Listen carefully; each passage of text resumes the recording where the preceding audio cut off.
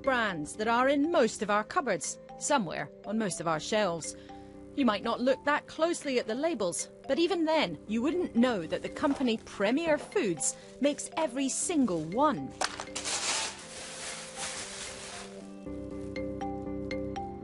They boast of being the biggest food company in the country and their love of their British suppliers. Working for brands like Ambrosia, they really do make it in Devon. We know all the local managers and the staff there, so I mean, after that many years working on site, you get to know everyone. Bob Horsley's had contracts maintaining the Ambrosia factory since 2003, but recently he discovered they wanted him to pay for the privilege. It's quite amazing, really, isn't it? You wouldn't think they'd put their name down to this. After more than a decade of work, Perimier sent him a letter signed by the chief executive 3 weeks ago that said, "We are aiming to work with a smaller number of strategic suppliers in the future that can better support and invest in our growth ideas. We will now require you to make an investment payment to support our growth." Acknowledging there might be some confusion, he wrote, "I understand this approach might lead to some questions. However, it's important we take the right steps now to support our future growth." When Bob raised questions about the payments, to be made every year, another member of staff replied in an email, "We are looking to obtain an investment payment from our entire supply base. Unfortunately, those who do not participate will be nominated for D-list." How would you describe that? Blackmail. I think it's like blackmail, because what they're saying is that if you don't pay this money, then they'll delist you from working for them. I'm just a layman, but I just cannot see why it's like that. You know. Any trust you have in a firm like that is gone, because always used to be with small firms that the larger firm paid you regularly. No trouble at all, always paid up front. They looked after small firms, but this is bad. I don't like this at all. Bob knows some of Premier's other 1,000 suppliers, some too scared of losing work to speak out. One in another part of the country told us it's like they hold a gun to your head. Another previously asked for more than £70,000 with no guarantee of work. Told me they know we can't afford solicitors to fight them.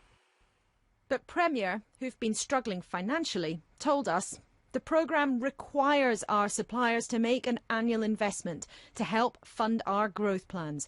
In return, our suppliers benefit from opportunities to secure a larger slice of our current business. They also stand to gain as our business grows in the future.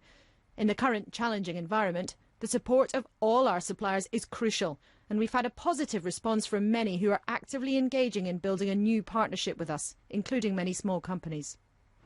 Perimier Foods is one of the biggest manufacturers in the country. The company boasts on its website they work only to the highest ethical standards, and they say they make purchasing decisions based on commercial criteria, on cost, reliability and service. That's not how some of their small suppliers feel. We have never seen this before. This is the first time that we've ever seen anything so blatant, so obvious, in this very direct way before. We think it's unjust, it's not competitive, it's not helping the supply chain, that Perimier Foods certainly don't value their suppliers, it's crippling small businesses, and it's not going to just affect the business owners, it will affect staff as well. But pay to stay, as it's known, is not unheard of. Some of the supermarkets have been reprimanded before and are now under a stricter set of rules. Asking for money in some circumstances is against the law. If they've got such a big share of the market, sort of well over 50%, that they can disregard their suppliers, then they may be dominant, and then this practice may be unlawful. You'd still need to assess whether there was a justification for the practice, but if there were none, then it could be unlawful. Concerns about the wider problem have been raised with ministers and the regulator. But the regulator's reluctant to commit resources unless more businesses come forward. But firms are reluctant to come forward because simply they're scared of losing trade. The result so far, no investigation. A Labour attempt to outlaw the practice was recently rejected. But tonight, the government's told us they are concerned by what we've learned and will consider whether the biggest firms should have to declare whether they ask their suppliers to pay just to do business. Well, Laura is here with some more news on her report and change tonight. Yes, I mean, just in the last few minutes, as I was saying, the government have told us that they've been concerned by what we've discovered. They've said they're now going to consult, they want to look at the evidence, they want to talk to businesses about what kind of scale is this happening on, because we have heard of all sorts of different examples. And one of the striking things about this has been the sort of culture of fear, really. We've talked to different companies, some of them big. We've heard of examples of firms with turnovers of millions of pounds who are so worried about losing work, they feel they just can't complain.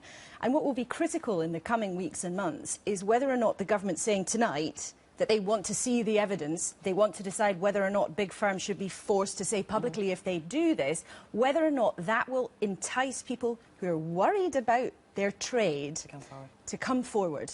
And we'll be keeping a very close eye on that in the time to come. Laura, thanks very much indeed.